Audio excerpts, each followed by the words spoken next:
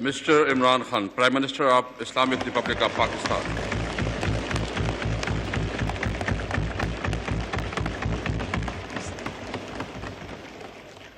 बिस्मिल्लाहिर्रहमानिर्रहीम इय्याका नअबुदु व इय्याका नस्तईन।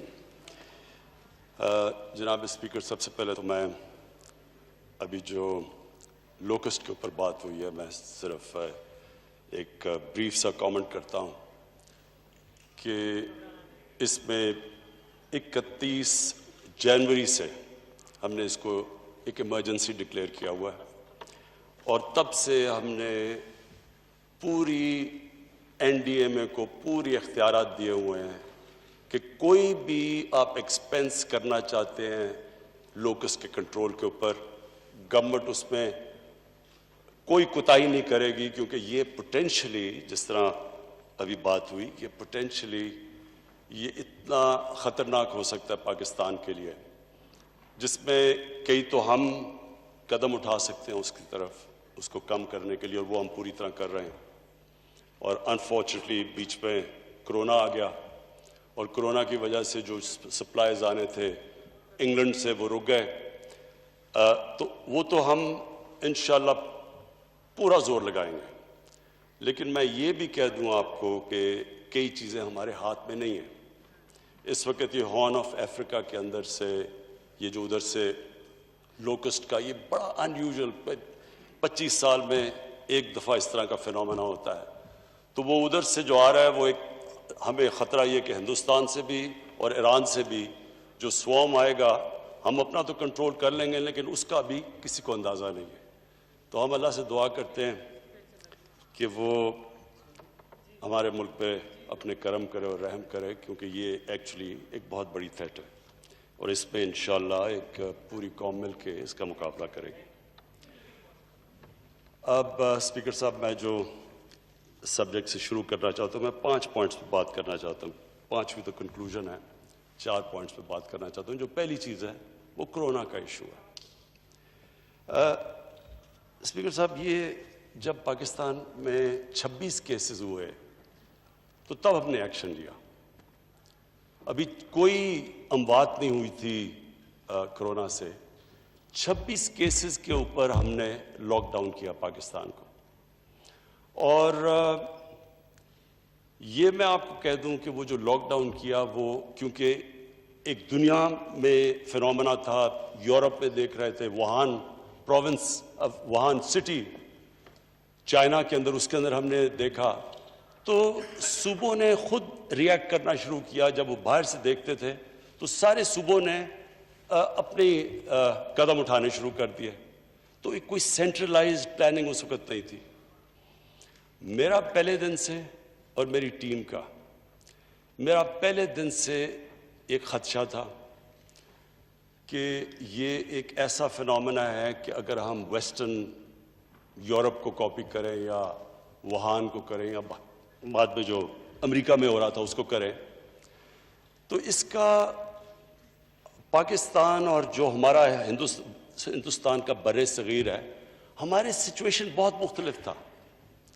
यानी जब सोशल डिस्टेंसिंग की बात करते हैं तो अब न्यूजीलैंड के लोग मिसाल देते हैं, न्यूजीलैंड में तो वैसी सोशल डिस्टेंसिंग है, वहाँ तो जो डेंसिटी ऑफ उनकी आबादी है वो तो पहली हुई है, और फिर एक जजीरे हैं।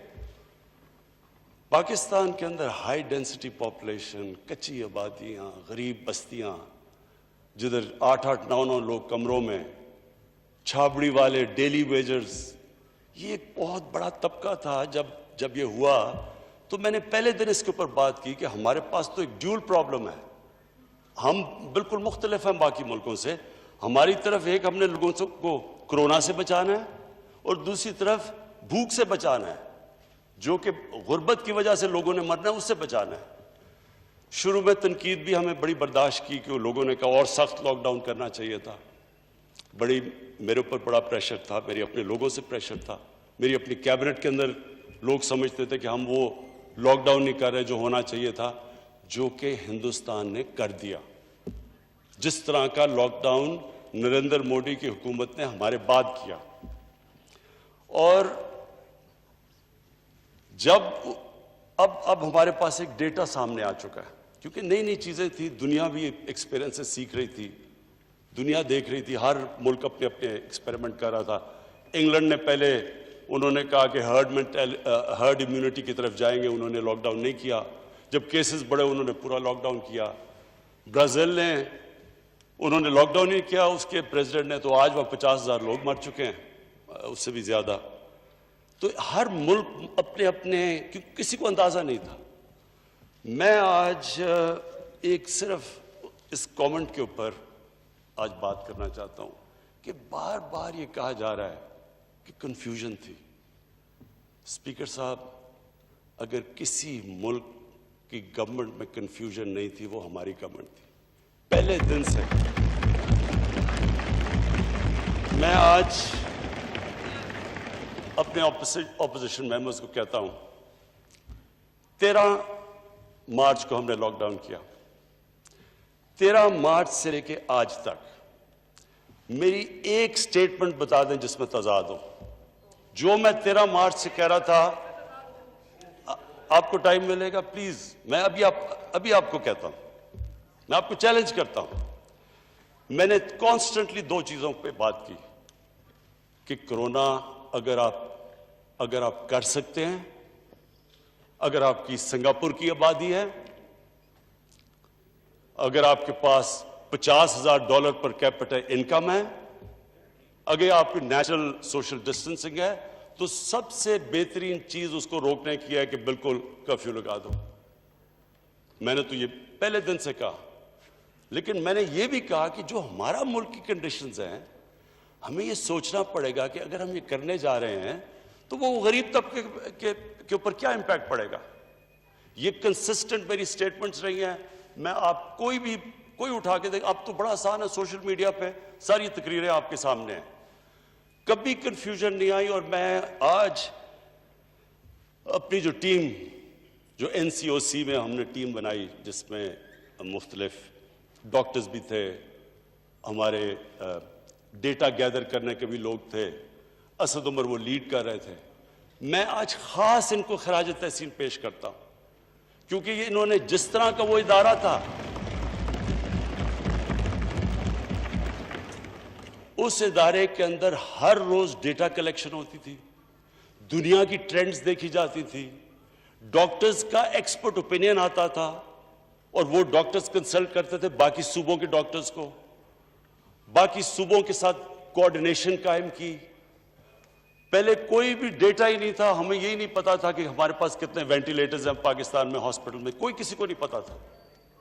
हमें ये कोई इस तरह के हमारे पास पाकिस्तान में इंटेंसिव केयर बेड्स कितने हैं, ट्रेंड स्टाफ कितना, ये कोई डेटा अवेलेबल नहीं था। ये NCOC ने हर रोज मीटिंग्स करके डेटा इकट्ठा किया, उन्होंने दुनिया की ट्रेंड्स उसके मुताबिक फिर कोशिश अपने हमारे पेक्यूलियर सर्कमस्टांसेस पे की।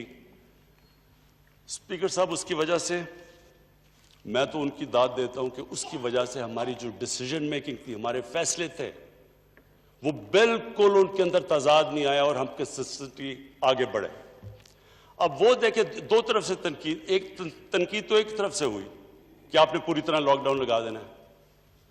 हिंदुस्तान की जो आज रिपोर्ट्स सारी दुनिया के अंदर आ रही हैं, कल न्यूयॉर्क टाइम्स के अंदर आई है रिपोर्ट, जो तबाही हिंदुस्तान में कंप्लीट लॉकडाउन से जो हुई है, वहां फिगर्स हैं कि 34% लोग शदीद गुर्बत में पड़ गए हैं, गरीब कुचला गया है।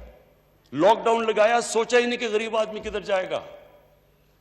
हजारों लाखों लोग सड़कों के ऊपर निकले हुए हैं, बेचारे बैग उठा के, ट्रांसपोर्ट बंद कर दी, सड़कों के ऊपर लोग मर गए।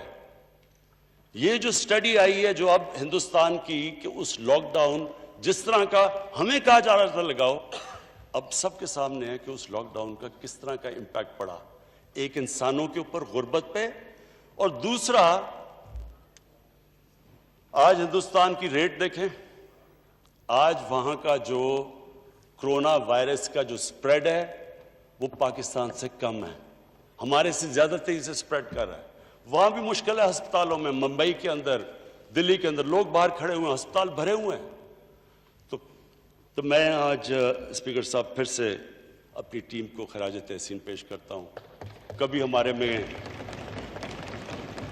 कंफ्यूजन नहीं थी, कभी कोई कंफ्यूजन नहीं थी, जो हर रोज मीटिंग करके अब तक हम यहाँ पहुंचे। लेकिन मैं आज अपनी सारी कौम को ये बताना चाहता हूं कि ये एक बड़ा मुश्किल मरहला हमारे सामने आज है। हमारा जब हमने ये खोला और क्यों खोला हमने, सबसे पहले हमने खोला कंस्ट्रक्शन। आज सारी दुनिया कह रही है कि लॉकडाउन से नुकसान ज्यादा है, जो कोरोना का कंट्रोल है वो उतना नहीं होता, नुकसान ज्यादा होता है। हिंदुस्तान की एग्जाम्पल के अलावा आज आप अमेरिका में देख लें, दुनिया का सबसे अमीर मुल्क, वहां देखें न्यूयॉर्क में क्या हुआ। आज 23 स्टेट्स के अंदर कोरोना भी बढ़ रहा है और वो लॉकडाउन भी खोल रहे हैं। जो दुनिया का सबसे अमीर तरीन मुल्क है वो भी ये रियलाइज कर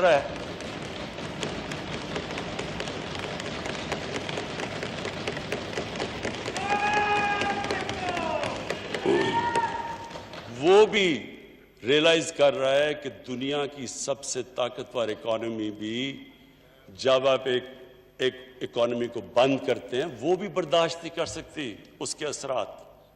तो हम वो थे जिन्होंने सबसे पहले बात स्मार्ट लॉकडाउन की कि सारा 22 करोड़ लोगों को बंद ना करो, स्मार्ट लॉकडाउन, हॉटस्पॉट्स देखो। ये सारी हमारी एनसीओसी का कमाल है कि वो उन्होंने पूरी स्टडी करके अपने मुल्क की कंडीशंस में जिस तरह हम चले। अब तक अल्लाह का करम हुआ है हमारे मुल्क पे कि आप हमारी आबादी देखें और जिस तरह हम इसमें से नेविगेट करके निकले हैं, अभी तक अल्लाह का बड़ा करम है। लेकिन जो अगला फेज़ है स्पीकर साहब, ये मुश्किल फेज़ है। ये मुश्किल इसलिए है कि हम पूरी कोशिश कर रहे हैं कि अवाम को समझ आए कि SOPs को फॉलो करना क्यों ज़रूरी है। जो भी एक फैक्ट्री खोलते हैं, ट्रांसपोर्ट करते हैं, जो भी आप अपनी कारोबार की आप एक्टिविटी जब खोलते हैं, और वो हमारे लिए ज़रूरी है क्योंकि हमने रोज़गार देना है लोगों को, वो इसलिए ज़रूरी है फॉलो करना कि जब क्लस्टर्स होते हैं हमें पता है ये बीमारी फैल जाती है, तेज़ी से फैलती है। और हमें ये भी पता है कि अगर ये एहतियात ना की गई तो हमारे हॉस्पिटल्स पे प्रेशर पड़ गया है, और अगर एहतियात ना की तो मज़ीद और पड़ने वाला है। इसलिए ये सारी इस असेंबली से जो भी अवाम देख रही है, जो भी हम सब यहाँ बैठे हैं, ये हम सब के ऊपर लाजिम है कि हम ये अपनी तौर पे पब्लिक में लोगों को रियलाइज करें कि कितना ज़रूरी है हमें बचाना अपने बूढ़ों को, अपने बीमार लोगों को, ब्लड प्रेशर के लोगों को, जिनको डायबिटीज़ है। असल में तो जो स्मार्ट लॉकडाउन का मतलब ये है कि इनको प्रोटेक्ट किया जाए। हमें पता है कि आम लोग हमारे, माशाल्लाह हमारे भी यहाँ बैठे हैं जो लोग रिकवर कर बैठे हैं इससे, लेकिन हमें ये पता है कि जिनके अंदर कोई भी वीकनेस हो, ये एक ऐसी बीमारी है जो कि उनकी जानें खतरे में डाल देती है। तो इसलिए मैं आज मैं ये भी जो रिश्तेदार हैं, जिन लोगों के आज ऑलमोस्ट 4000 लोग हमारे अमवात हो चुकी हैं, इससे हम उनके लिए दुआ भी करते हैं, हम अफसोस करते हैं, उनके लिए दुआ करते हैं जो कि इस बीमारी की वजह से गए हैं मुल्क दुनिया से। लेकिन ये जो अगला स्टेप है ये क्रिटिकल इसलिए है कि हमारे पास अब 2 रास्ते हैं। अगर हम एहतियात कर गए तो इंशाअल्लाह जो हमारी फैसिलिटीज़ हैं वो इतनी हैं कि हमारा जो हेल्थ सिस्टम है वो कोप कर जाएगा। लेकिन अगर हमने बेएहतियाती की, और मुझे अफसोस से कहना पड़ता है, हम हर रोज़ रिपोर्ट आती है अब हमें NCOC में कि कौन से सूबे में, कौन से शहर में, कौन से एरियाज़ के अंदर एहतियात की जा रही है और कितनी की जा रही है, कितनी नहीं की जा रही। तो इसके ऊपर एक तो हम अपनी ये वॉलंटियर फोर्स है, टाइगर फोर्स, इन सब को हमने लगा दिया है क्योंकि एडमिनिस्ट्रेशन के ऊपर आगे बहुत प्रेशर है, वो थक चुके हैं, तो इनको लगा दिया है SOPs के ऊपर। लेकिन ये हम इन्फोर्स भी करेंगे, ऊपर से हमारे जो NCOC में हॉटस्पॉट्स देख रहे हैं, सिलेक्टिव एरियाज़ को बंद भी करेंगे। लेकिन मैं आज ये कह दूं कि ये अगर महीना हम एहतियात से गुजार बैठे तो हम इंशाअल्लाह इसके बुरे असरात से बच सकते हैं। एक और बात हुई जी, कि कोरोना के पीछे हम छुप रहे हैं और अपनी जो हमारी कमजोरियां वो छुपा रहे हैं कोरोना के पीछे। मैं स्पीकर साहब सिर्फ फिगर देना चाहता हूं, आज ही आई है वो फिगर। आज IMF ने आज उनकी ऑफिशियली उन्होंने उनकी फिगर निकली है, दुनिया की इकोनॉमी को $12 ट्रिलियन का नुकसान हो चुका है। और जो इंडिविजुअल इकोनॉमीज हैं, इंग्लैंड की इकोनॉमी, उनका 20% उनकी इकोनॉमी नीचे गिर पड़ी है, नेगेटिव ग्रोथ रेट में चली गई है। सारी दुनिया ये कह रही है कि 100 साल के अंदर ये सबसे बड़ा इकोनॉमिक क्राइसिस आया है। हमें ये कहा जाता है कि जी अच्छा, इंग्लैंड के अंदर तो चले इकोनॉमिक क्राइसिस आ गया, उनके 40,000 लोग मर चुके हैं। लेकिन स्पीकर साहब, इसका कोई ताल्लुक ही नहीं है कि कितनी अमवात हुई हैं। लॉकडाउन का तो सिर्फ जितनी देर आप लॉकडाउन करते हैं, इकोनॉमी बंद कर देते हैं, वो फर्क नहीं पड़ता कितनी अमवात हुई हैं। पॉइंट ये है कि उसका इकोनॉमी पे क्या फर्क पड़ता है। तो हमने जो 13 मार्च से इकोनॉमी बंद की अपनी, और शुक्र है हमने पहले खोलनी शुरू की जो कंस्ट्रक्शन, आप ये देख लें कि आज हिंदुस्तान में क्या हुआ है। सो पॉइंट मैं ये कह रहा हूं कि इससे ये कहना कि आपकी इकोनॉमी को फर्क ही नहीं पड़ा, यानी ये इस कहीं भी दुनिया के अंदर आप देखें, सारी दुनिया की इकोनॉमी में, यानी दुनिया रिसेशन में चली गई है। $12 ट्रिलियन अगर दुनिया की इकोनॉमी को लॉस हुआ है, और अभी ये भी नहीं पता कि कितना और लॉस होना है। आज कोई भी प्रेडिक्ट नहीं कर सकता कि इसको रिकवर करने में कितनी देर लगेगी। आज कोई ये भी नहीं बता सकता कि कितनी इंडस्ट्रीज हमेशा के लिए बंद हो गई हैं, जो रिवाइव ही नहीं अब हो सकती। सारी दुनिया का जो सर्विस सेक्टर है, टूरिज्म है, एयरलाइन सेक्टर है, सारी दुनिया के अंदर वो क्राइसिस में चला गया है, क्योंकि ये लोगों को ये नहीं पता ये कब से फिर से चलेगा। तो ये जो कहना, मुझे अजीब लगा ये कहना कि जनाब हाँ आप छुप रहे हैं कोरोना के पीछे। मैं जी अब ये सेकंड पॉइंट पे आ रहा हूं। इकोनॉमी के ऊपर बहुत बातचीत हुई कि हमारी इकोनॉमी का पहले ही बहुत बुरा हाल था, हम फेल हो गए थे इकोनॉमी के अंदर। तो मैं आज स्पीकर साहब से पहले बैकग्राउंड थोड़ी सी दे दूं कि तहरीक इंसाफ की गवर्नमेंट को किस तरह की इकोनॉमी मिली थी। ये मैं आपको फिगर्स दे रहा हूं, ये सारी ऑथेंटिकेट आप कर सकते हैं कि क्या हमें तो ऐसे लग रहा है कि हमें कोई स्विट्जरलैंड की इकोनॉमी मिली थी। हम तो उसी में परफॉर्म करना है जो हमें मिली थी, हमें तो वहां से गेज करें कि क्या ये आपने पॉइंट 0 से शुरू किया था कि आप ऊपर गए या माइनसेस में गए। तो मैं आपके सामने सिर्फ स्टैटिस्टिक्स रख दूं, क्योंकि आपको खुद ही एक्सप्लेन कर देंगे कि इकोनॉमी मिली कैसे थी। सबसे बड़ा प्रॉब्लम $20 अरब का करंट अकाउंट डेफिसिट था।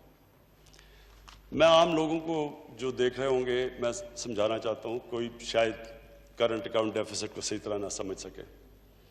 दुनिया जब किसी इकोनॉमी को देखती है कि क्या इसकी सेहत अच्छी है या बुरी है, वो सिर्फ एक फिगर देखती है।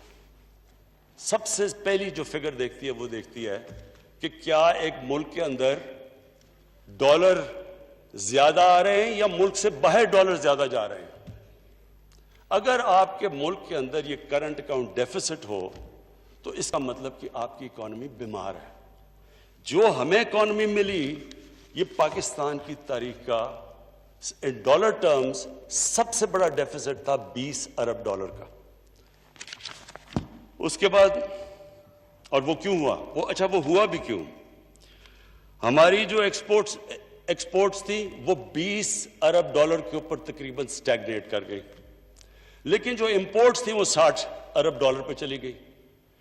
जब इतना बड़ा तजाद इंपोर्ट और एक्सपोर्ट पे हो तो इसका सबसे बड़ा इम्पैक्ट किधर जा रहा था? एक्सचेंज रेट के ऊपर।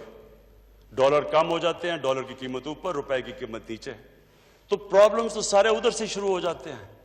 जब हम आए तो सबसे बड़ा मसला क्या हुआ? महंगाई। अब महंगाई कैसे ना होती?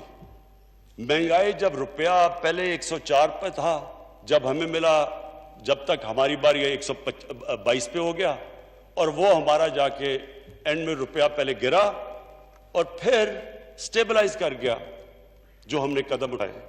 लेकिन जो उसका इंपैक्ट पड़ा जब सारी इंपोर्ट्स महंगी हो गई, जब आपका रुपया कमजोर हुआ और जब तेल की कीमत महंगी हो गई, उसका इंपैक्ट बिजली पे सब पे पड़ गया। तो स्पीकर साहब, वो मुल्क में लोगों में गुर्बत में इजाफा होना था, वो मुश्किल वक्त आना था जब ये एडजस्टमेंट होनी थी। लेकिन ये हमने तो इनहेरिट की थी, ये हमने तो नहीं इतना बड़ा ये डेफिसिट दिया। अब दूसरा जी, जो कर्जे गए, लायबिलिटीज 2013 में 16 ट्रिलियन 16,000 अरब रुपए का कर्जा था। जब हमारी बारी आई तो वो टोटल लायबिलिटी 30,000 अरब पे पहुंच गई।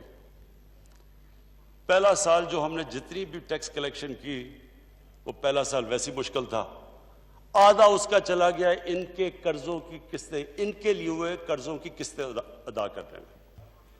खुद सोचे कि उसके बाद कितना पैसा रह गया सारा मुल्क चलाने के लिए।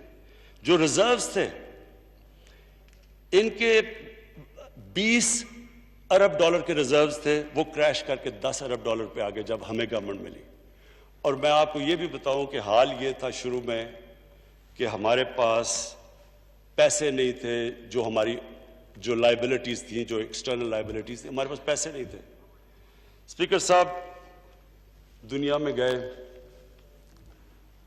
अपने दोस्तों के पास गए, पैसे मांगने गए कि जनाब हमारे पास रिजर्व नहीं है, हमारी मदद करें। देखिए स्पीकर साहब, मैं इस मुल्क का सबसे बड़ा फंड रेजर हूं, 30 साल से पैसे इकट्ठे कर रहा हूं। मुझे कभी शर्म नहीं आई पैसे इकट्ठे करते हुए, जब मैं पाकिस्तानियों से पैसे इकट्ठे करता हूं अपने मुल्क के लिए,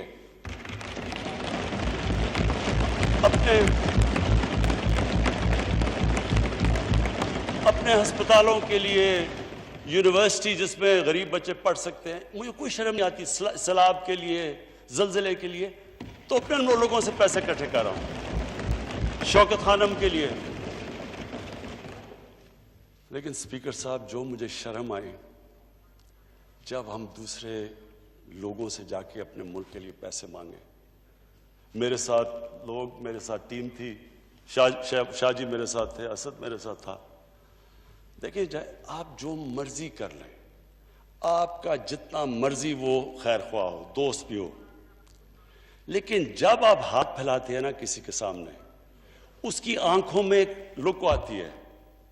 और वो सिर्फ मेरे लिए शर्म की बात नहीं, मेरे मुल्क के लिए है कि मैं मुल्क जब जाके किसी से पैसे मांगता है, और वो हम क्यों मांग रहे थे, हमारे पास पैसे नहीं थे, हम डिफॉल्ट करने के स्टेज पे आए हुए थे, तो हम 3 महीने तो लगे हुए, कभी एक मुल्क में जा रहे हैं, कभी दूसरे मुल्क में पैसे मांगने के लिए।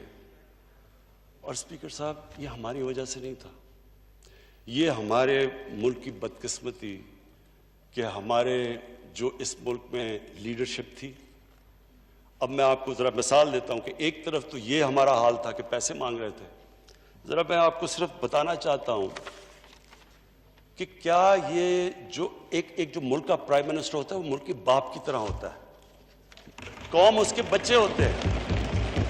मैं सिंपल सवाल आपसे पूछता हूं कि क्या अगर मेरे बच्चे भूखे हैं, अगर मैं बच्चों को सही इलाज नहीं करवा सकता, तो क्या मैं एक बादशाह की तरह रहूंगा और बच्चे मेरे भूखे रहेंगे? क्या मैं अपने खर्चे नहीं कट करूंगा? मैं सिर्फ आपको ये इसलिए बता रहा हूं कि ये माइंड सेट रिफ्लेक्ट करता है। स्पीकर साहब, मैं वॉशिंगटन गया, टोटल पैसा जो मैंने खर्च किया $67,180। ये मेरा सारा ट्रिप का था। ठहर जाए एक मिनट पहले, नवाज शरीफ ने वही ट्रिप की वॉशिंगटन की, $549,000। आसिफ जरदारी ने वो ट्रिप की $752,000। अब मैं सिर्फ ये पूछ रहा हूं कि क्या वहां जाने से, इतने ज्यादा पैसे खर्च करने से, क्या उनके हुक्मरानों ने समझा होगा कि ये जो कितने जबरदस्त लोग हैं, ये कितने बड़े होटल में ठहर रहे हैं। एक तरफ आप पैसे मांग रहे हैं उनसे, दूसरी तरफ आप उस तरह ठहर रहे हैं। मैं आपको कहता हूं कि वेस्टर्न डेमोक्रेसी के लीडर इतना पैसा खर्च ना करे जो ये है। आगे आ जाए जी, यूएन की विजिट। आसिफ जरदारी ने खर्च किया $1.3 मिलियन, $13 लाख। नवाज शरीफ ने खर्च किया $11 लाख। शाहिद खाकान अब्बासी ने किया $7 लाख। वही ट्रिप मैंने $162,000 पे की, $1,62,000। 10 गुना ज्यादा फर्क। डेवोस गए, डेवोस में जनाब गिलानी साहब गए तो उन्होंने $460,000 पे की। नवाज शरीफ ने $762,000 पे की। शाहिद खाकान अब्बासी ने $561,000 पे की और मैंने की $68,000 पे।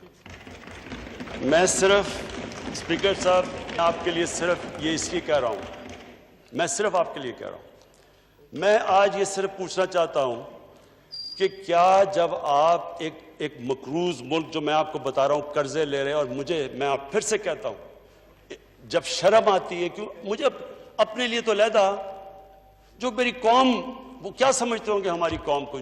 और आपको यकीन दिलाऊं कि सभी दुनिया को, सारी दुनिया को पता होता है कि किस मुल्क का क्या हाल है। आज तो आप अपने मोबाइल फोन पे बता देंगे कौन से मुल्क के कितने कर्जे हैं, क्या उसकी स्टेट है, कितने उसकी करंट अकाउंट डेफिसिट की।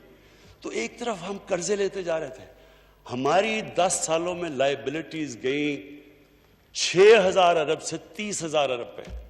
लेकिन जो लोग ऊपर बैठे हुए थे, क्या उनको नहीं पता था कि ये मुल्क, एक डॉलर इंपॉर्टेंट होता है? क्योंकि आप एक मुल्क के अंदर कल्चर बनाते हैं, आप लोगों को बताते हैं कि हमें फिक्र है। जब मैं फिक्र करता हूं तो मुझे उम्मीद होती है कि बाकी भी सारे मुझे देखते हैं। मैंने अगर अपना ये जो स्टाफ था मेरा प्राइम मिनिस्टर हाउस का, 534 काम करने वाले थे, वो आधे कर दिए, पैसा हमने कम कर दिए, और स्पीकर साहब ये और भी कम हो सकते हैं। लेकिन वो स्टाफ आजकल के जमाने में उनको बेरोजगार नहीं करना चाहते थे, हम और भी कम कर सकते हैं। हर जगह जब कि कहीं भी दुनिया में जब एक ऑस्टेरिटी, एक मुल्क मुश्किल में आता है, तो एक फिर हुक्मरानों अपनी एग्जाम्पल से लीड करते हैं। वो ये नहीं करते कि खुद पैसे और लोगों को कहे कि वो पैसे ना खर्च करें। आगे आ जाए जी, स्टेट बैंक की बोरोइंग जो हमें मिला 6 ट्रिलियन रुपया खर्च किया, 6,000 अरब रुपया सुप्रीम कोर्ट से लिया, जो हमने खत्म कर दिया, हमने कोई बोरिंग नहीं की।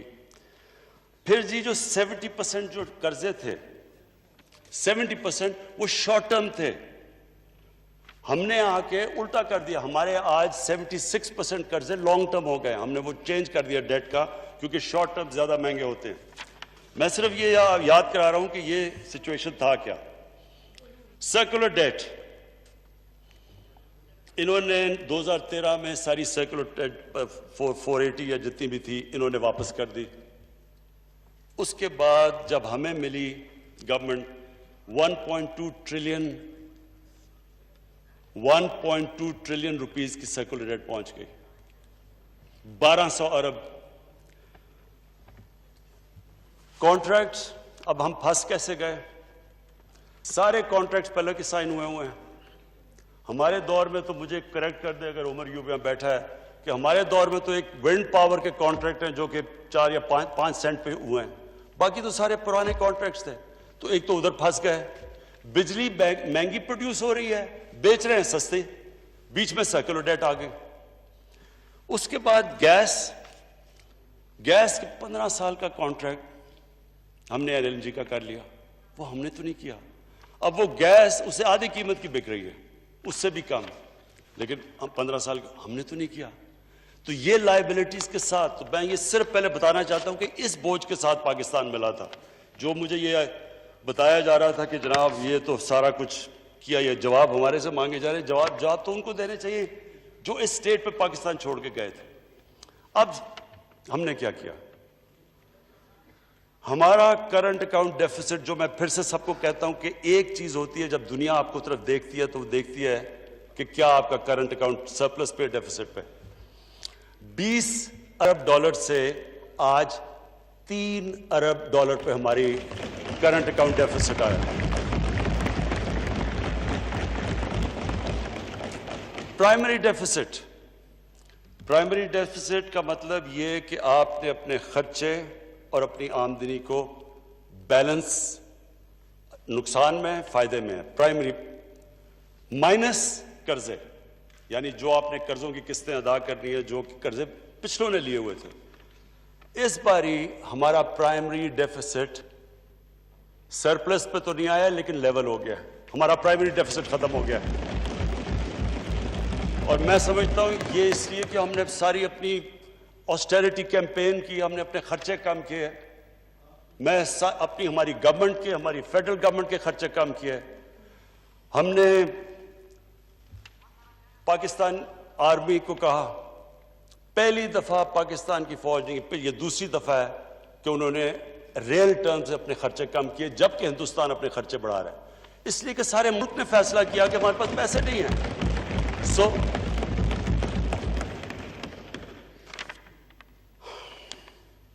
उसके बाद जी जो चीज मुझे खास खुशी है जो हमने की वो ये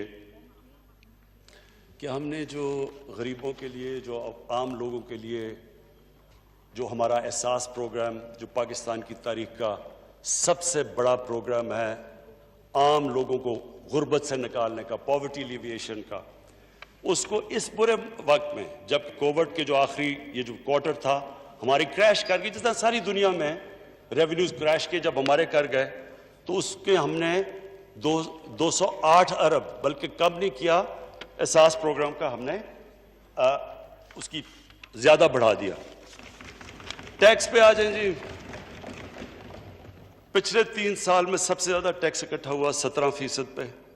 कोविड से पहले जब ये कोरोना वायरस की लॉकडाउन नहीं हुआ तो हमारा 17% हमारा टैक्स की ग्रोथ थी। हमारा नॉन टैक्स रेवेन्यू 33% बढ़ा। हमारी फॉरेन डायरेक्ट इन्वेस्टमेंट 1 अरब डॉलर से गई 2.1 अरब डॉलर पर डबल हुई फॉरेन डायरेक्ट इन्वेस्टमेंट। हमारी रेमिटेंसेस में 3% इजाफा हुआ। हमारी एक्सपोर्ट्स मार्च के अंदर जब ये कोविड से पहले जो हमारी एक्सपोर्ट्स थी वो पिछले 10 साल में सबसे तेजी से ऑन अ मंथ बेसिस हमारी एक्सपोर्ट्स बढ़ रही थी। और हमारी जो रेटिंग थी, जो कि दुनिया की रेटिंग एजेंसीज रेट करती है मुल्क को, हमारी B3 पॉजिटिव चली गई, यानी कि दुनिया रिकग्नाइज करना शुरू होगी कि इकोनॉमी हमारी इंप्रूव कर गई है। और अब तक हम 5,000 अरब रुपए कर्जे वापस कर चुके, जो कर्जे पिछली हुकूमतों ने लिए।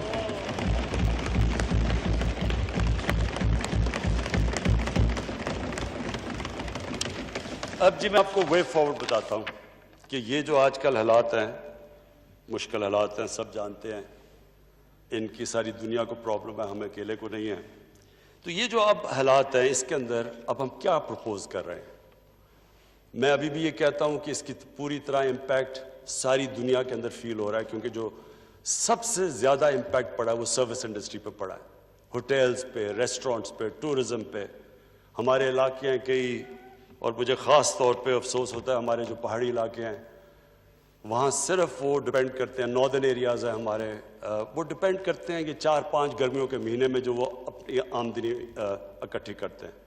तो इस वक्त जो सबसे बुरी तरह ये बहुत बड़ा एक इलाका मुतासर हुआ है, इसके साथ हमारी कोशिश तो है कि हम किसी तरह SOPs के साथ थोड़ी टूरिज्म खोलें, लेकिन हर वक्त प्रेशर पड़ा हुआ है कि एक तरफ हमें फिक्र है कि ये वो करते हैं तो कोरोना ऊपर ना चली जाए, दूसरी तरफ लोगों की जानें बचाएं, लोग भूखे ना मर जाएं।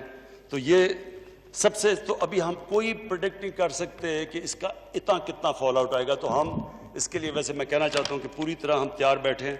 हमने स्पेशल रिजर्व किए हुए हैं कि अगर हमें ज़रूरत पड़े तो हम पैसे यहाँ इस्तेमाल करें। तो नंबर 1, हमने जो सबसे पहले अपना जो इकोनॉमी का शोबा खोला वो था कंस्ट्रक्शन। इस वक्त पाकिस्तान की तारीख में कभी भी कंस्ट्रक्शन सेक्टर को इतना ज़्यादा इंसेंटिवाइज नहीं किया जो आज किया गया।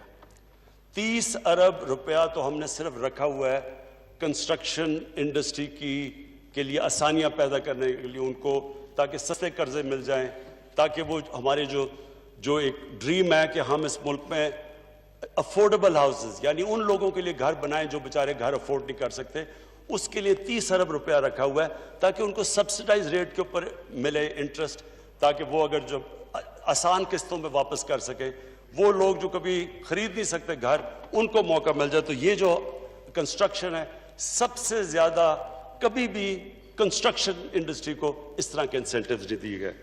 ये हमारा नंबर 1 है। दूसरा एग्रीकल्चर। अब तक 50 अरब रुपया हमने रखा है। हमने इनकी खादों की कीमतें भी हमने सब्सिडाइज की हैं, पानी के ऊपर भी काम कर रहे हैं।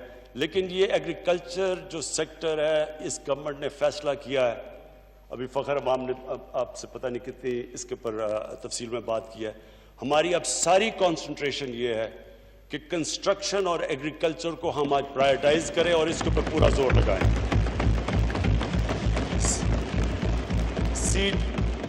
सीड डेवलपमेंट के अंदर क्योंकि हम पीछे रह गए हैं बहुत, और इसमें हम चाइना की पूरी मदद दे रहे हैं। मैं आपको कहना चाहता हूं कि चाइना से मुसलसल हमारी कोशिश है कि उनसे टेक्नोलॉजी ट्रांसफ़र करवाई जाए एग्रीकल्चर सेक्टर के ऊपर। हमने जो अपना PSDP है, इस मुश्किल हालात में भी हमने अपना PSDP को कम नहीं किया और हमने अपने नॉन डेवलपमेंट एक्सपेंडिचर के ऊपर कट्स डाले हैं। लेकिन PSDP इसलिए नहीं हमने कम किया क्योंकि हम चाहते हैं कि इससे इकॉनमी हमारी चलनी शुरू हो और लोगों को रोज़गार मिले। हमारा जी जो तीसरा इंडस्ट्री के अंदर जब तक हम अपनी एक्सपोर्ट्स नहीं बढ़ाते, हम इसी क्राइसिस के अंदर जो अब तक फंसे हैं, ये करंट अकाउंट डेफिसिट में फंसे रहेंगे। तो हम इंडस्ट्री के लिए हज़ारों रॉ मटेरियल हैं जो कि आपको बता देंगे कि जिनके ऊपर से हमने बिल्कुल ड्यूटी उठा ली है ताकि हमारा कॉस्ट ऑफ डूइंग बिजनेस कम हो, ताकि हमारी इंडस्ट्री रिवाइव हो। क्योंकि आपको पता है पाकिस्तान डी इंडस्ट्रियलाइज हो रहा था, एक्सपोर्ट स्टैग्नेट की हुई थी, और एक्सपोर्ट्स के बगैर देखिए ना, ये बड़ी अच्छी बात करते हैं कि जी ग्रोथ रेट आपकी नीचे आ गई, क्या आप एक 5% पे ग्रोथ रेट थी। अगर आपकी ग्रोथ रेट 5% पे है और आपका रिकॉर्ड करंट अकाउंट डेफिसिट है, आपकी इंपोर्ट 60 अरब की हैं और एक्सपोर्ट्स 20 अरब की हैं, तो वो मुल्क वो सस्टेनेबल ही नहीं है, वो तो जाना ही जाना उसने क्राइसिस में है। जो भी दुनिया आगे निकली है वो तो सिर्फ निकली एक्सपोर्ट लेड ग्रोथ के ऊपर है। आज चाइना की स्ट्रेंथ क्या एक्सपोर्ट्स हैं, साउथ कोरिया, जो भी टाइगर आगे बना था एशियन टाइगर, उसकी सबसे बड़ी प्रायोरिटी थी एक्सपोर्ट्स। तो एक्सपोर्ट्स के ऊपर जब तक कि आप इंसेंटिवाइज नहीं करेंगे इंडस्ट्री को तो वो compete नहीं कर सकती। तो हम उनके रॉ मटेरियल्स के ऊपर भी हमने ये जो किया, मेरे ख्याल में ये बहुत बड़ा इंसेंटिव है। और फिर चौथी चीज, मैं ये जो अपना एहसास प्रोग्राम है, ये हमारा सबसे इंपॉर्टेंट प्रोग्राम है क्योंकि स्पीकर साहब, कभी भी कोई मुल्क आगे आज तक दुनिया में ऊपर गया ही नहीं जिधर एक छोटा सा तबका अमीर होता जाए और अवाम उधर की उधर रहे, गरीब रहे। ये जो हमारा मुल्क में अमीर और गरीब के अंदर फ़र्क बढ़ता जा रहा है, ये सबसे बड़ी इम्पेडिमेंट है इस मुल्क के आगे बढ़ने से, ये हमें रोक रहा है आगे बढ़ने से। तो ये जो हमारा एहसास प्रोग्राम है, ये मल्टी फैसेटेड है। एक तो कैश हैंड आउट्स, ये जो हमने बड़े मुश्किल वक्त पे जो बचाया है लोगों को, ये जो कैश दिया है 144 अरब रुपया, ये जो ये रिकॉर्ड टाइम के अंदर इतना ज्यादा पैसा, इतने ज्यादा 1 करोड़ 20 लाख खानदान को इतने थोड़े टाइम पे इतना ज्यादा पैसा और शफाफियत से, कोई आज नहीं कह सकता कि किसी ने पॉलिटिकल बेसिस पे ये पैसे बांटे पाकिस्तान ने। और ये इंशाल्लाह 100, और ये हम इसको आगे भी एक्सपैंड कर रहे हैं और इसको 1 करोड़ 60 लाख खानदानों तक हम ये लेके जा रहे हैं। जो स्पीकर साहब, जो दूसरी चीज जिसके ऊपर मुझे ख़ास मैं समझता हूँ कि ये जो मेरी और हमारी पार्टी की हमेशा ये जो हमारी विजन है कि इसने जाना है एक फलाई रियासत की तरफ, तो फलाई रियासत के ऊपर जो पहला हमने कदम उठाया था मुश्किल हालात में, जिस तरह मैंने बताया इकॉनमी मिली, पनाहगाह।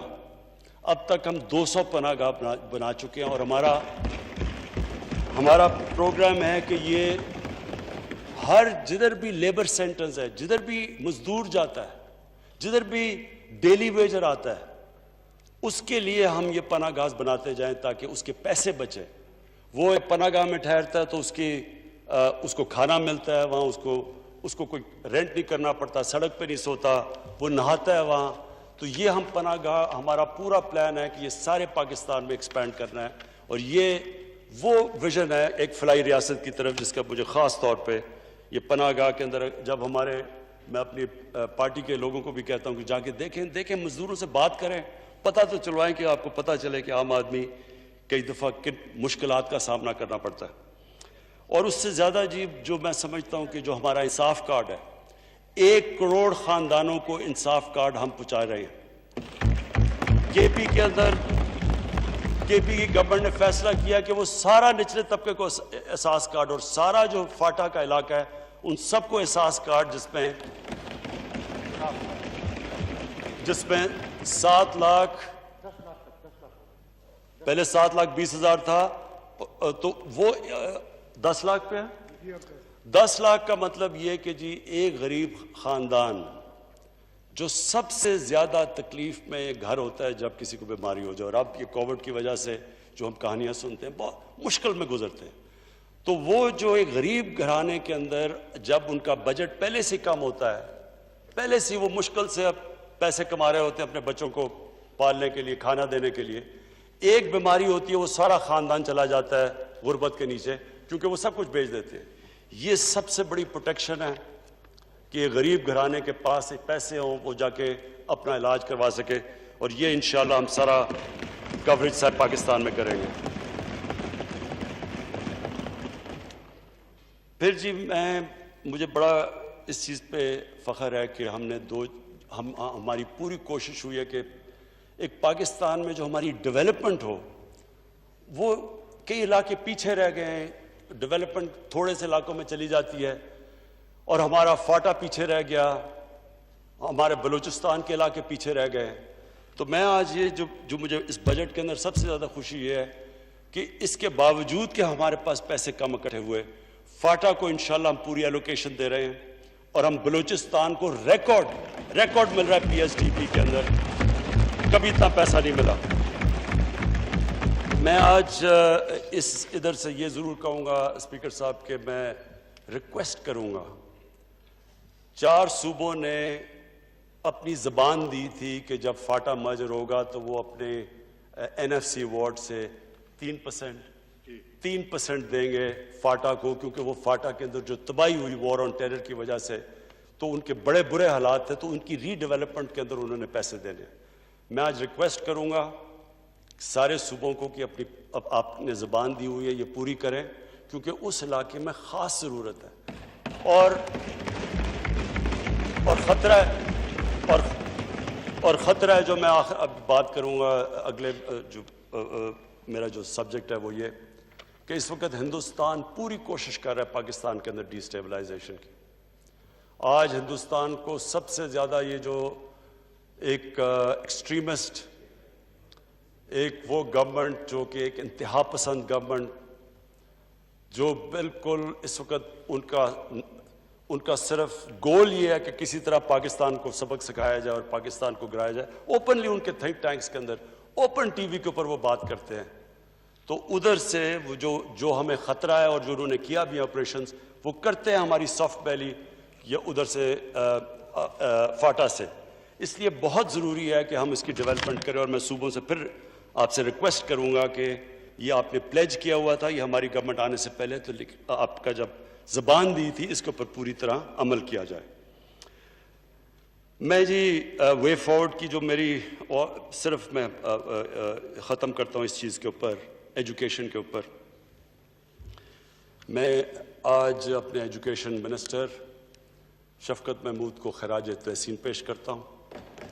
अभी मैं बताया नहीं क्यों, मैं इसलिए खराज तहसीन पेश करता हूं कि इन्होंने वो दो काम किए हैं जो मुझे अफसोस से कहना पड़ता है कि कभी किसी ने इसकी तरफ तवज्जो नहीं दिया थी, तो उनकी पॉलिटिकल विल नहीं थी। नंबर वन, कि पाकिस्तान के अंदर ये जो थ्री टियर सिस्टम चल रहा है, जो एजुकेशन अपार्टहाइड है, अमीर के लिए इंग्लिश मीडियम, उर्दू मीडियम और फिर दीनी मदरसे, 3 डिफरेंट कल्चर्स एक मुल्क के अंदर आ रहे हैं। इंग्लिश मीडियम को वो उर्दू मीडियम कहता है बर्गर क्राउड, उनका कोई उनका कनेक्शन नहीं है। दीनी मदरसे कुछ और सोचते हैं उनकी। सो ये पहली दफा हुआ कि पहली चीज एक कोर एजुकेशन सिलेबस इंशाल्लाह मार्च 2021 में सारे पाकिस्तान में लागू हो जाएगा।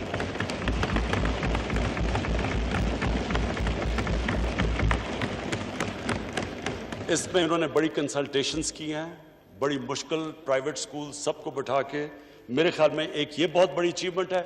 और दूसरी कि दीनी मदरसों को मेन स्ट्रीम में लाना, ये पहले भी कोशिशें हुई हैं।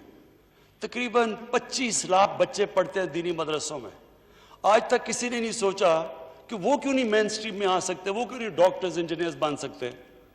दीन पढ़ें लेकिन बाकी और चीजें भी करें। तो ये जो बड़ा इन्होंने कंसल्टेशन से, दीनी मदारिस से, पूरी कंसल्टेशन से अब ये आया कि उनको भी साथ साथ अपनी सिलेबस के वो भी सब्जेक्ट्स पढ़ाए जाएंगे ताकि वो भी उनके ऑप्शंस हों कि सोसाइटी में वो जो भी करना चाहे वो कर सके। मेरी आखिरी 2 पॉइंट्स है जी फॉरेन पॉलिसी के ऊपर। मैं ये समझता हूं कि इस गवर्नमेंट की जो सबसे बड़ी कामयाबी है वो फॉरेन पॉलिसी में।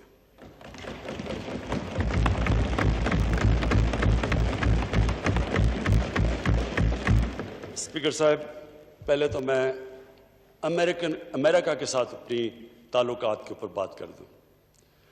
अमेरिका से जिस तरह हमने वॉर ऑन टेरर में उनका साथ दिया और जो जिल्लत उठानी पड़ी मेरे मुल्क को, मैं नहीं समझता कि कभी भी कोई मुल्क एक वॉर ऑन टेरर में साथ दे और उनका साथ दे और वो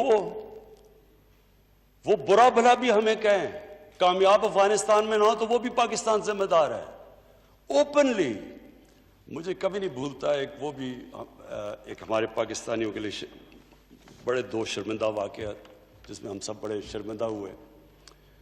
एक हुआ जी, उसामा बिन लादेन को इन्होंने अमेरिकन ने आके एबटाबाद में मार दिया, शहीद कर दिया। उसके बाद क्या हुआ? सारी दुनिया ने हमें गालियां निकाली, बुरा हमें कहा, हमें बुरा भला कहा। यानी हमारा एलाए हमारे मुल्क में आके मार रहा है किसी को और हमें नहीं बता रहा, और 70,000 पाकिस्तानी मर चुके हैं उनकी जंग के लिए। यानी इससे ज्यादा जिल्लत सारी जिधर पाकिस्तानी बाहर थे, आप जिधर पाकिस्तानी बाहर थे आप देखें जो उनके ऊपर गुजरी उस वक्त। मुझे अभी भी याद है, ये 2010 की बात है। उसके बाद क्या हुआ? ड्रोन अटैक्स हो रहे हैं पाकिस्तान में। पाकिस्तानी गवर्नमेंट कहती है हम कुछ नहीं कर रहे हैं या हम मजम्मत कर रहे हैं। सेनेटर कार्ल लेवन, ये यहां अखबारों के अंदर फ्रंट पेज में आया। सेनेटर कार्ल लेवन सेनेट की open committee, foreign relations committee की हेयरिंग के ऊपर कहता है, एडमिरल मलन से पूछता है कि जी आप ये क्यों ये पाकिस्तानियों को ये क्यों आप ड्रोन अटैक्स करते हैं जब पाकिस्तानी गवर्नमेंट ऑब्जेक्ट करती है, जब मजम्मत करती है, आप क्यों कर रहे हैं? एडमिरल मलन कहता हम पाकिस्तान की गवर्नमेंट की इजाजत से ड्रोन अटैक्स कर रहे हैं। वो आगे से क्या कहता? मैं ये जो कहता हूं कि जो हमने ये 10 सालों में जिल्लत, ये जो सारा वॉर ऑन टेरर के अंदर, कि हमें ये नहीं पता था कि हम उनके एलाए हैं या उनके दुश्मन हैं। वो आगे से कहता कि पाकिस्तानी गवर्नमेंट क्यों अपने लोगों से झूठ बोलती है, क्यों नहीं सच बोलती उनके साथ, क्यों ये डबल फेस्ड है। देखिए, कौम को आखिर में तो कौम ही पढ़ रही थी, बाहर पाकिस्तानी। आपको मैं बताऊं, हमारा बहुत बड़ा असासा, मैं समझता हूं इस मुल्क के बहुत बड़ा टैलेंट बाहर बैठा हुआ है। कम से कम 80-90 लाख पाकिस्तानी बाहर हैं, उसमें मजदूर हैं, मेहनत कश हैं, लेकिन कई प्रोफेशनल्स हैं, पढ़े लिखे लोग हैं। तो वो जो वहां उनको फेस करना पड़ा इसे। स्पीकर साहब, जब से हमारी हुकूमत आई है, आज हमारी अमेरिका से रिलेशनशिप, जो हमारी कंसिस्टेंटली फॉरेन पॉलिसी थी, जो हमारी पॉलिसी थी कि हम अमेरिका की जंग में शिरकत नहीं करेंगे, हम सिर्फ पीस टॉक्स में, हम अमन में शिरकत करेंगे, हम जंग में शिरकत नहीं करेंगे।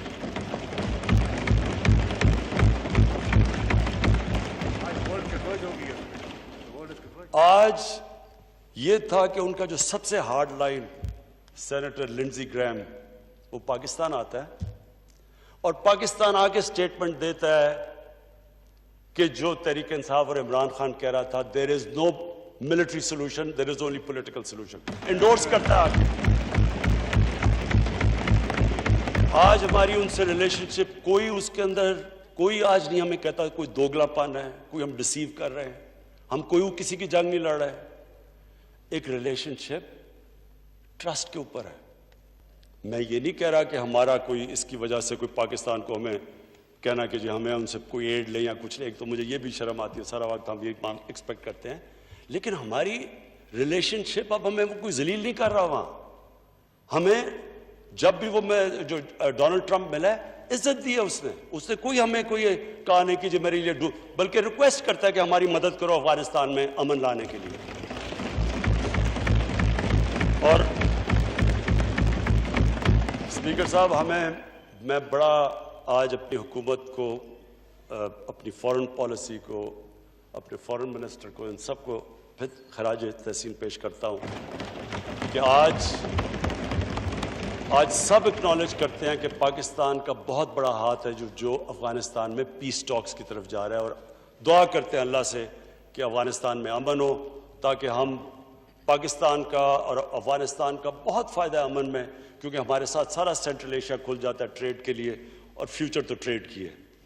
मैं जी दो और जो हमारी फॉरेन पॉलिसी में, एक हमारे सऊदी अरेबिया से बड़े ज़बरदस्त ताल्लुकात हैं, हमेशा रहे हैं, उन्होंने मदद भी की। दूसरी तरफ ईरान हमारा हमसाया है। हमने पूरी कोशिश की और कर रहे हैं कि किसी तरह सऊदी अरेबिया और ईरान के अंदर ये जो फैलाया जा रहा है, और मैं आपको ये यकीन दिलाता हूं कि ये ऐसे स्पॉयलर्स हैं, वो चाहते हैं कि इधर कॉन्फ्लिक्ट हो। सारे मुसलमान दुनिया में उठा के देख लें, लिबिया से देखें, हर जगह तबाही मची हुई है, सीरिया में देख लें, अफगानिस्तान में भी अभी थोड़ा ठीक हो रहा है, सोमालिया। तो वो चाहते हैं कि यहाँ एक कॉन्फ्लिक्ट हो जाए। मैं बड़े फ़ख्र से कहता हूँ कि हमें दोनों ने रिक्वेस्ट किया, ईरान ने भी रिक्वेस्ट किया, सऊदी अरेबिया ने भी रिक्वेस्ट किया कि आप कोशिश करें कि हमारे ताल्लुकात बेहतर करें, और हम कर रहे हैं कोशिश। हालांकि उसके अंदर प्रॉब्लम्स हैं, क्योंकि और प्लेयर्स भी इसके अंदर वो चाहते नहीं, लेकिन बात यह है कि पाकिस्तान आज वो मुल्क नहीं है जो हमें अक्यूज़ किया जाता था कि कभी किसी में जंग में शिरकत कर रहे हैं, कोई जंग, कभी किसी मसले का हल नहीं होता। हम वो मुल्क इंशाल्लाह बनेंगे जो लोगों को इकट्ठा करेंगे, मुल्कों को, और इंशाल्लाह मुसलमान उम्मा को इकट्ठा करने की कोशिश करेंगे। मेरा आखिरी फॉरेन पॉलिसी पे पॉइंट, इंडिया। देखिए जी, मैंने यहाँ जब पहले तो हमने कोशिश की हिंदुस्तान से, आप सबको पता है, क्योंकि मैंने बात भी की नरेंद्र मोदी से कि कश्मीर का हमारा इशू है, तो ये हम बातचीत से हल कर लें, और ट्रेड में अगर हमारा कश्मीर का इशू हल हो जाए तो बहुत बड़ी एडवांटेजेस हैं, दोनों मुल्कों को बड़ी एडवांटेजेस हैं। गुर्बत अगर कम करनी है तो ट्रेड आपस में कर दो। सारी दुनिया में ये साबित हुआ है कि जितनी ट्रेड बढ़ती है उतनी स्टैंडर्ड ऑफ लिविंग ऊपर चली जाती है। हमें शुरू में समझ भी ना आए कि ये रिलक्टेंस बड़ी वहां थी और एक तकब्बर भी था वहां। उसके बाद उनके इलेक्शंस आ गए तो हमने सोचा चले इलेक्शंस के लिए बड़ी, वो पुलवामा हो गया, आपको याद है, फिर इलेक्शंस हो गए, तो हमने सोचा कि इलेक्शंस से पहले इसने बड़ा टफ स्टांस लिया हुआ है, क्योंकि अपना हिंदू नेशनलिस्ट, ये जो इसका एजेंडा है उनको खुश करने के लिए, उनको जोड़ने के लिए साथ कर रहा है। तो हम तब इंतजार किया हमने, लेकिन जैसे ही इनका इलेक्शन हुआ तो वो और ही तरफ उनकी एरोगेंस चली गई। और फिर जब 5 अगस्त को इन्होंने कश्मीर में ये जो इलीगली कश्मीर को एनेक्स करके और आर्टिकल 370 ख़त्म किया, तो मुझे याद है यहीं मैंने एक तकरीर की और मुझे अपोजिशन ने तनकीद की कि जी आप क्या तारीख की बातें कर रहे हैं, आपने तो तारीख का सबक बता दिया। स्पीकर साहब, अब वो पीछे चले जाएं उस दिन, तो मैंने वो क्या कहा था? मैंने ये कहा था कि हमारा मुकाबला ये कोई इंटरेस्ट के अगेंस्ट नहीं है, ये इंडिया अपने इंटरेस्ट नहीं प्रोटेक्ट कर रहा, हमारा एक आइडियोलॉजी के खिलाफ मुकाबला है। ये एक हिंदुत्वता, एक हिंदू सुप्रीमेसिस्ट, एक फैशिस्ट, एक नाटसी इंस्पायर्ड आइडियोलॉजी का मुकाबला है। वो पाकिस्तान को समझते नहीं है कि ये कोई मुल्क जो जिससे कोई उनके ताल्लुकात अच्छे होने चाहिए। वो हमें एक उस स्टेट उधर दबा के रखना चाहते हैं जो इस वक्त हिंदुस्तान में मुसलमान दबाया हुआ उन्होंने। तो स्पीकर साहब, मैंने तो ये तब भी ये कहा कि इसके बड़े सीरियस रिपरकशंस हैं, क्योंकि ये जो जिस तरफ आप जा रहे हैं, और आपने देखा होगा कि अब उन्होंने कई जगह पे पाकिस्तान के कश्मीर को, अपने आज़ाद कश्मीर को अंदर शामिल किया हुआ है, क्योंकि इनकी सोच कुछ और है। और उसके बाद मैं यूनाइटेड नेशंस गया, उधर मैं खुद लीडर्स को मिला, सारे हेड्स, ट्रंप इंक्लूडेड, जिसने कहा मैं कश्मीर में मीडिएट करूंगा, सबको मैंने समझाया कि हिंदुस्तान में एक बहुत बड़ा एक अजाब आ गया है, सिर्फ मुसलमानों पे नहीं, ये हिंदुओं के ऊपर भी बहुत बड़ा अजाब है। ये जो आदमी आ गया है, ये एक फैनेटिक है, जिसने गुजरात में जो किया था, एक चीफ मिनिस्टर ने इजाजत दी 3 दिन के लिए, मुसलमानों को जिस तरह कत्ल किया, औरतों को रेप किया, 1 लाख लोग रेफ्यूजी हुए, तभी समझ आ जानी चाहिए थी ये नॉर्मल आदमी नहीं है। और मैंने पूरी कोशिश की, मैं गया, जो अमेरिका का जो सबसे बड़ा जो अखबार है न्यूयॉर्क टाइम्स, जो कि ओपिनियन मेकिंग अखबार है, उसके सारे एडिटोरियल बोर्ड को मैंने समझाया, चेक करें कि ये आरएसएस की क्या कनेक्शंस थी नाटसीज के साथ, हिटलर के साथ, ये कैसे एडमायर करते थे। उन्होंने खुद तहकीकात की। आज आप देखें, ये 5 अगस्त से आज तक ले लें, कभी इंटरनेशनल मीडिया और अमेरिकन मीडिया में कभी भी हिंदुस्तान को वो क्रिटिसिज्म नहीं हुई, वो जो उन्होंने कश्मीर के लिए नहीं बोले जो आज वो बोल रहे हैं। कभी भी हिंदुस्तान को इंटरनेशनल मीडिया में वो कॉन्डेमनेशन नहीं है जो आज मिल रही है। कभी पाकिस्तान को आज बांग्लादेश के बनने के बाद ये पहली दफा है कि पाकिस्तान को बाहर बेहतर मीडिया मिलता है बनिस्बत हिंदुस्तान के। 1965 के बाद यूनाइटेड नेशंस की सिक्योरिटी काउंसिल में दो दफा ये इशू उठाया गया। उससे पहले कभी एक डेड इशू था, और ये हमारी बहुत बड़ी कामयाबी थी स्पीकर साहब कि खुद वहाँ मीडिया से इंटरेक्ट किया। जब मैं न्यूयॉर्क था, यूनाइटेड नेशंस की सिक्योरिटी काउंसिल में मैंने ये उठाया, ये कश्मीर का, समझाया लोगों को आरएसएस का। और उससे आज आप देखें कि सारे जितने भी जो इस्टेब्लिश्ड वेस्टर्न अखबार है, सब के अंदर इनको जो अब जो ये आरएसएस को कहा जाता है कि जो कैसे उन्होंने तबाही मचा रही है, सेकुलरिज्म की ख़त्म वगैरह वगैरह, तो ये एक हमारा बहुत बड़ा क्रेडिट था। लेकिन मुझे सिर्फ अफसोस से ये कहना पड़ता है कि जब वो यूएन से हम वो पूरा अमेरिका का टूर से वापस आए और हमारा काम था कि अब इसको और आगे लेके जाते हैं, तो यहाँ एक ड्रामा शुरू हो गया कि जनाब वो गवर्नमेंट जा रही है, कंटेनर आ गया, सब आ गए। वो सारा 1 महीने के लिए जो पीक जाना चाहिए था कश्मीर इशू का, अनफॉर्चुनेटली वो नीचे चला गया।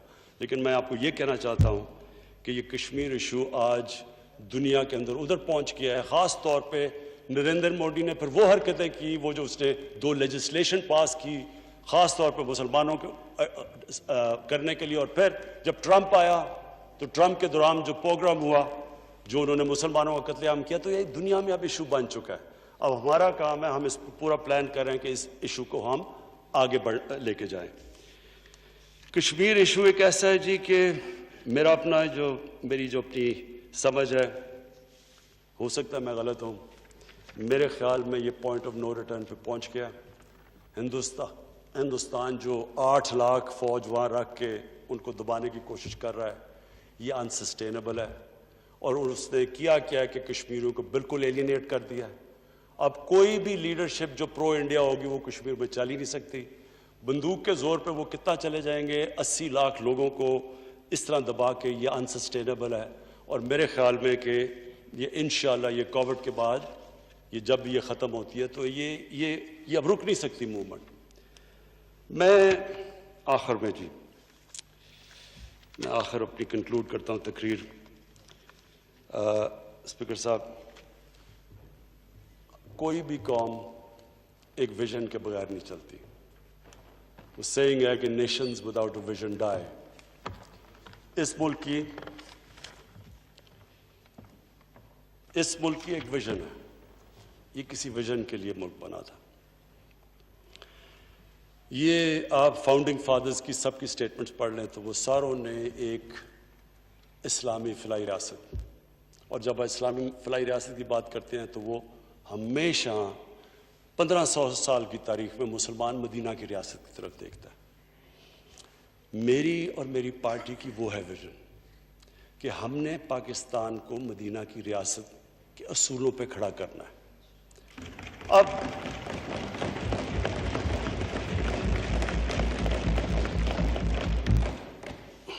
स्पीकर साहब, जब से हमारी गवर्नमेंट आई है, कहीं कोई पहाड़ पे एक्सीडेंट होता है तो किधर है जी मदीना की रियासत, कहीं कोई बीमारी होती है, कोविड आती है, मदीना की रियासत किधर है। देखिए जी, लोगों को पता ही नहीं है। मैं जरा थोड़ा सा 5 मिनट लेके बताना चाहता हूं कि मदीना की रियासत क्या थी। और मैं ये चाहता हूं कि हमारे सारे बच्चों को, अल्लाह ईमान किसी को देता है वो एक अल्लाह की, सिर्फ अल्लाह के पास है। अल्लाह ने किसी को जुरिस्डिक्शन नहीं दी किसी को ईमान दे। नबी सल्लल्लाहु अलैहि वसल्लम को भी अल्लाह ने कहा कि तुम्हारा काम है कि सिर्फ पैगाम देना। हिदायत क्या वो इंसान में ईमान आता है, वो अल्लाह की जुरिस्डिक्शन है। लिहाजा कुरान में दीन में कोई जबरदस्ती नहीं है। हमारा दीन एक ऐसा दीन है जिसमें हम कई दफा गलत हरकतें करते हैं कि जी जबरदस्ती किसी के, ये तो अल्लाह का एक खास उसकी खास नेमत है कि वो किसी को ईमान दे दे या ना दे। लेकिन हमारे यूथ को पता होना चाहिए कि इस बेसिस से ये स्टेट बनी क्यों थी। इलामा इकबाल की क्या सारी फिलॉसफी थी। कायद आजम जिसको लोग और तरह देखते जी, बड़े लिबरल आदमी थे। कायद आजम क्यों कहते थे कि हमारी कॉन्स्टिट्यूशन उस वक्त कहते 1400 साल पहले बनी थी मदीना में। एक मदीना की रियासत के कई असूल थे। नंबर 1 इंसानियत थी। दुनिया की तारीख की पहली फलाई रियासत बनी थी। एक स्टेट ने जिम्मेदारी ली थी अपने गरीब लोगों की, और वो जो पैटर्न फॉलो करता है, और जो भी मेरा ये कंटेंशन है आज की स्पीकर साहब, जो भी मदीना के रियासत के असूलों पे चलेगा वो कौम उठ जाएगी, चाहे वो मुसलमान हो या ना हो। आज स्पीकर साहब, चाइना, और मैं ये बड़ा फख्र से कहता हूं कि हमारे सबसे बेहतरीन ताल्लुकात चाइना से आज हैं। और मैं इसलिए कहता हूं कि हम जो चाइना के एक्सपीरियंस से हम सीख सकते हैं, दुनिया में और किसी मुल्क से नहीं सीख सकते। चाइना ने वो किया जो मदीना की रियासत में हुआ। हमारे नबी सल्लल्लाहु अलैहि वसल्लम ने कमजोर तबके को ऊपर उठा के एक अजीम कौम बना दी। चाइना ने 30 साल में 70 करोड़ लोगों को गुर्बत से निकाल के आज वो दुनिया की सबसे तेजी से इकोनॉमी, यानी सारी दुनिया को पता है कि चाइना को आपको, it's a matter of time कि चाइना दुनिया की सबसे बड़ी पावर बन जाए। तो हुआ क्या, अल्लाह की भी बरकत उस कौम पे आती है जो अपने गरीब कमजोर तबके की मदद करता है। तो इसलिए हमारा जो एहसास प्रोग्राम है, इंशाल्लाह ये सिर्फ अभी तो इमरजेंसी कैश, इसका पूरा हमने प्रोग्राम बनाया हुआ है कि हमने किस तरह अपने कमजोर तबके को ऊपर उठाना है। उसका जो दूसरा मदीना की रियासत का दूसरा जो बहुत बड़ा प्रिंसिपल था वो था मेरिट। एक किताब है अंग्रेजी की, किसी को मौका मिले तो पढ़े, द अरब कॉन्क्वेस्ट उसका नाम है, वो लिखती है कि कैसा क्या हुआ कि नबी सल्लल्लाहु अलैहि वसल्लम जंग बदर, जी जी जी जी जी जी जी प्लीज स्पीकर साहब, मैडम प्लीज। स्पीकर साहब प्लीज मैं ये जरा ये बात सुन लें, ये मैं खत्म कर रहा हूं अपनी तकरीर। वो क्या किया सरकार मदीना ने, जो 620, ये तारीखी हिट है, ये कोई ग्रीक मिथोलॉजी नहीं है, तारीख का हिस्सा है। 624 या 25 में जंग बदर होती है, 313 लोग होते हैं, और 636 में 11 साल के बाद जो सुपर पावर थी एक बैजेंटाइन एम्पायर, वो कोलैप्स कर जाती है, उनके सामने घुटने टेक देती है यारमुख में 11 सालों में। और 12 सालों में पर्शियन एम्पायर जो दूसरी सुपर पावर है वो गिर जाती है। कुछ तो हुआ होगा कि इन 11-12 सालों में वो सारा एक दुनिया में एक ऐसा कोई एक्सप्लेन ही नहीं कर सकता।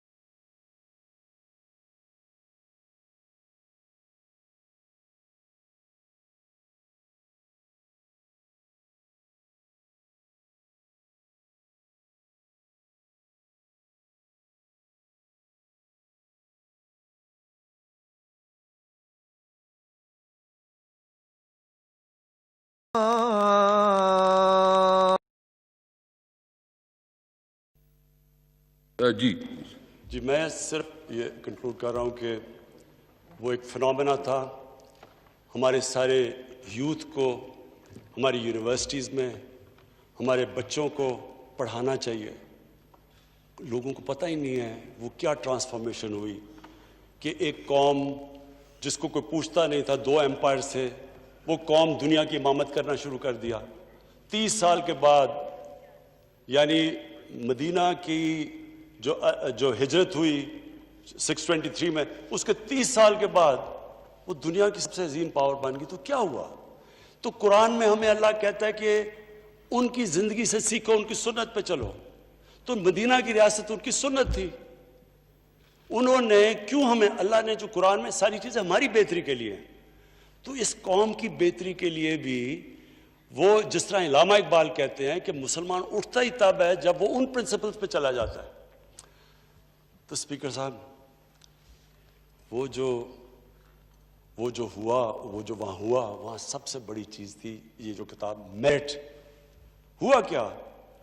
जो एकदम, जो अब जब वो किताब पढ़ेंगे, ये जो कि कैसे वो एकदम फैल गए, जो अच्छा करता था वो ऊपर आ जाता था। कोई किसी की जात कुछ नहीं थी, किधर से आया, बादशाह है, शहजादा है, कोई फर्क नहीं। उन्होंने सिर्फ और सिर्फ, उनकी स्ट्रेंथ थी उनकी मेरिट। एक माशरे में मेरिटोक्रेसी आ गई। आज स्पीकर साहब, आज अगर आप स्टडी करें कि क्या वजह है कि ये मुसलमान पीछे रह गए और मगरब आगे चला गया, उसकी सबसे बड़ी वजह थी बादशाहत। बादशाहत के अंदर मेरिट नहीं था, बादशाहत के अंदर खून की वजह से लोगों को मिलता था। तो जब मुगल, पहले 6 मुगल बादशाह 185 साल उन्होंने हुकूमत की, एक से एक बेहतर था। लेकिन औरंगजेब के बाद 6 ने 185 साल हुकूमत की, औरंगजेब के बाद 13 सालों में अगले 6 ने हुकूमत की, क्योंकि किसी में कैपेबिलिटी नहीं थी। उन बाद शहजादों में किसी में कैपेबिलिटी नहीं थी। उसके बाद एग्जैक्टली वही हुआ ऑटोमन एम्पायर के साथ, उस्मानिया सल्तनत। सुलेमान के बाद, उसके बाद कौन आया? उसने जो असल जो शहजादे ने आना था, जिसको ट्रेन किया हुआ था, जो कैपेबल था, उसको साजिश करके मरवा के तो एक बीवी ने अपना बेटा ले आई जो सुलेमान की फेवरेट थी। उसके बाद उनकी डिक्लाइन शुरू हो गई। सो डेमोक्रेसी क्यों प्रिवेल की? जितनी डेमोक्रेसी में मेरिट होती है उतनी डेमोक्रेसी आगे चली जाती है। इलेक्शन में डेमोक्रेसी नहीं है, डेमोक्रेसी में मेरिट होती है और डेमोक्रेसी में अकाउंटेबिलिटी होती है लीडरशिप की। उसकी वजह से डेमोक्रेसी बादशाह को पीछे छोड़ गई। आज चाइना आगे निकल गया है। आज चाइना का यह है कि आज उनकी जो मेरिट का सिस्टम है, आज आप उनकी फॉलो करें, कम्युनिस्ट पार्टी। ये जो 2 आए हैं उनके, प्रेसिडेंट ली और जो प्रीमियर ली और प्रेसिडेंट, 40 साल इन्होंने गांव से उठ के ऊपर आए हैं। इनकी इतनी इनका तजर्बा, आप हैरान हो जाएंगे कि किस तरह उनका सिस्टम इनको ऊपर लेके आया। और जो अगली चीज कि क्यों माशरे आगे चले जाते हैं, मदीना की रियासत में सबसे बड़ी चीज क्या थी मेरिट के अलावा? रूल ऑफ लॉ, कानून की बालादस्ती। आज तक कोई दुनिया का माशरा कानून की बालादस्ती के बगैर ऊपर नहीं जा सका। 2 खलीफा वक्त खड़े हुए जाके काजी के सामने, हजरत अली रज़ियल्लाहु ताला, उनका मुकाम इस्लाम की तारीख में क्या होगा? वो एक यहूदी से केस हार जाते हैं, क्योंकि कानून, रूल ऑफ लॉ था, कोई कानून के ऊपर नहीं था। हजरत उमर, एक आम आदमी पूछता उनसे कि बताएं आपने ये कपड़े किधर से लिए? जो हुक्मरान थे वो अकाउंटेबल थे, जवाबदेह थे। आज अगर आप दुनिया को देखें, स्टडी करें आज दुनिया को, जो गरीब मुल्क है, जिधर गुर्बत है, वह रूल ऑफ लॉ नहीं है। कोई मुझे मुल्क बता दें, अफ्रीका के अंदर मुल्कों के पास हीरो हैं, पैसे हैं, मिनरल्स हैं, सब कुछ है, तेल है, गुर्बत की इंतहा है। जब स्टडी करेंगे वो रूल ऑफ लॉ नहीं है। वहां लोग, उनके हुक्मरान सारे, आप इनकी पूरी स्टडी करें, उनके भी हुक्मरान वहां से पैसे चोरी करके बाहर के मुल्कों में ले जाते हैं। जब तक आप रूल ऑफ लॉ नहीं लेके आते और रूलर्स अकाउंटेबल नहीं है, ये जो सारा प्रोसेस शुरू हुआ था वेस्टर्न डेमोक्रेसी का, ये जो वेस्टमिंस्टर की है, वो मैग्ना कार्टा से शुरू हुआ था। वो क्या था? बादशाह को कानून के नीचे लाना, वो प्रोसेस शुरू हुआ था। तो हम आज पाकिस्तान में ये अपने ज़हन में डाल लें कि कोई मुल्क आज तक जब तक उनके जो हुक्मरान हैं उनको मुल्क के कानून अप्लाई नहीं करते और वो अकाउंटेबल नहीं है, वो जवाबदेह नहीं है, वो मुल्क तरक्की नहीं कर सकता। आज तकरीबन 1 ट्रिलियन, 1000 अरब डॉलर गरीब मुल्कों से जाता है अमीर मुल्कों में हर साल। और इसमें से एक तो ट्रेड सरप्लस होता है क्योंकि उनके ज्यादा चीजें वो हम खरीदते हैं उनकी, लेकिन दूसरा जो रूलिंग एलीट्स मुल्क से पैसा चोरी करके बाहर बेचती हैं, ये सबसे बड़ी वजह है कि उन मुल्कों में गरीब अमीर में भी फर्क हो जाता है और गरीब मुल्क और अमीर मुल्कों में फर्क हो जाता है। स्पीकर साहब, मेरा कोई किसी से लड़ाई नहीं है।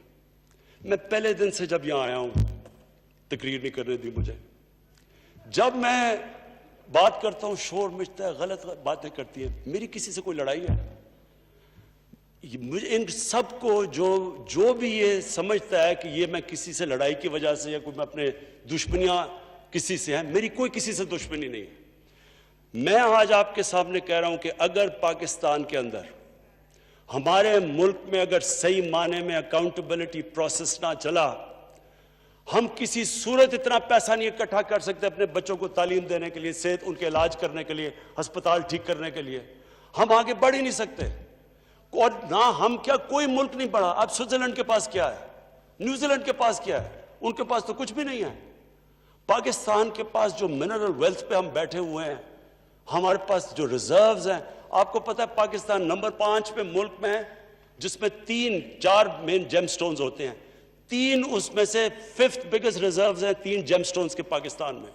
गरीब तरीन मुल्क है, वो चोरी होके बाहर जा रहे हैं, कोई मुल्क को फायदा ही नहीं हो रहा। हमारे पास ये जो रेको डेक का ये क्या हुआ है? करप्शन की वजह से ये सारा फंसा हुआ है। जिधर हर पाकिस्तान को पैसा और फॉरेन एक्सचेंज आना चाहिए था, नहीं आ रहा। वो कारके का वो हुआ सारा, वो करप्शन की वजह से 190 अरब रुपए का हमारे अगेंस्ट डैमेजेस हो गए। मैं तो शुक्र करता हूं प्रेसिडेंट अर्दोगान का कि उन्होंने बीच में पढ़ के हमें वो माफ करवाया, नहीं तो हमें 190 अरब और पड़ जाना था। और पीछे सब के पीछे जाएंगे तो जब आप एक मुल्क की जब एलीट करप्शन पे लगी हुई है, वो आप कैसे समझते हैं वो मुल्क तरक्की करेगा? हम जब आप किसी के ऊपर केस होता है वो कहते हैं जी पॉलिटिकल विक्टिमाइजेशन है। मुझे ये बताएं कि मेरे ऊपर पॉलिटिकल विक्टिमाइजेशन नहीं थी जब इन्होंने मेरे ऊपर 2002 का फ्लैट डिक्लेयर हुआ, मुझे इन्होंने सुप्रीम कोर्ट में 6 केसेस कर दिए। मेरे इलेक्शन कमीशन के अंदर मुझे सुप्रीम कोर्ट में 2 केसेस किए। क्या मैंने कहा कि कभी मैंने कहा विक्टिमाइजेशन है? मैं जवाब देता, मैं जब वो फ्लैट लिया था, मैं सारी दुनिया जानती है मैं इंटरनेशनल क्रिकेटर था, मैं तो जवाब दे ही नहीं था, मेरे पास तो कोई पब्लिक ऑफिस नहीं था। उसके बावजूद 10 महीने में स्पीकर साहब जो मेरे से सुप्रीम कोर्ट ने जवाब मांगे मैंने दिए। 40 साल पुराने कॉन्ट्रैक्ट दिए, मॉर्गेजेस दिखाए, किधर से पैसा आया, मॉर्गेज में कितना गया, कब वो मॉर्गेज दिया, फ्लैट कब बिका, बीवी से जो पैसे लिए हुए थे यहां जमीन लेने के लिए। आपको पता है सुप्रीम कोर्ट ने मेरे से पूछा कि जनाब आप बताएं, साबित करें कि आपने बीवी को पैसे वापस किए थे। वो बीवी ने ईमेल दे रही है कि हाँ इसने पैसे वापस किए थे। उन्होंने कहा नहीं सबूत दो। ये कभी हुआ ही नहीं है ऐसे कि वो बीवी कह रही है पैसे, वो कहते नहीं।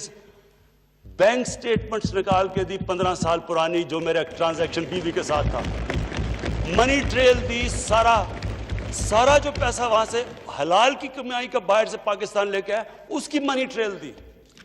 स्पीकर साहब वो कोई मैंने कमाल नहीं किया, ये हर उस मुल्क में जिसमें जेन्युइन डेमोक्रेसी है वहां एक लीडर को जवाब देना पड़ता है, क्योंकि वो अमानतदार होता है, वो पब्लिक के पैसे का अमानतदार होता है। ये कोई विक्टिमाइजेशन नहीं है। और ये जो नैब है ये हमने तो नहीं नैब बनाई, एक आदमी हमने भर्ती नहीं करवाया, नैब तो पुरानी है, 90% केसेस भी पुराने हैं, लेकिन गालियां हर रोज मुझे पड़ती हैं कि जनाब देखें इमरान खान ने ये कर दिया वो कर दिया। देखें स्पीकर साहब, मैं चाहता हूं कि हमारी पार्लियामेंट चले, मैं चाहता हूं कि डिबेट हो सही, क्योंकि डिबेट के बगैर आइडियाज तराशे नहीं जाते। डिबेट सबसे इंपॉर्टेंट चीज डेमोक्रेसी की अकाउंटेबिलिटी और मेरिट के बाद तीसरी चीज है वो डिबेट होती है।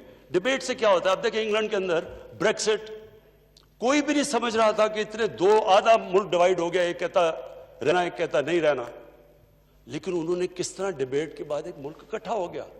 ये सबसे बड़ा कमाल होता है। यहां डिबेट ही नहीं हो सकती, जब बात करो वो शुरू हो जाते हैं कि जी वो नैब न्याजी नेक्सस या कभी कुछ शुरू हो जाते हैं। यानी इस तरह तो मुल्क देखे ना। स्पीकर साहब, मैंने तो नहीं नैब बनाई, पॉइंट ये है कि क्या फंडामेंटल प्रिंसिपल ये है, क्या हमारे जो इक्तदार में लोग रहते हैं वो जवाब देना चाहते हैं अपनी वेल्थ का या नहीं देना चाहते? और अगर वो नहीं देना चाहते तो बाकी क्यों देंगे? आप जो कल्चर होता है वो ऊपर से सेट होता है। वो कहते हैं fish rots from the top. जब ऊपर से खराब होता है सारा माशरा नीचे तक तबाह हो जाता है। करप्शन का स्पीकर साहब नंबर 1 प्रॉब्लम यह होता है कि मुल्क में जो पैसा ह्यूमन डेवलपमेंट में जाना होता है वो लोगों की जेबों में चला जाता है। नंबर 2 प्रॉब्लम ये होता है क्योंकि चोरी का पैसा होता है वो मुल्क में नहीं आप रख सकते, वो आपको मुल्क से बाहर भेजना पड़ता है।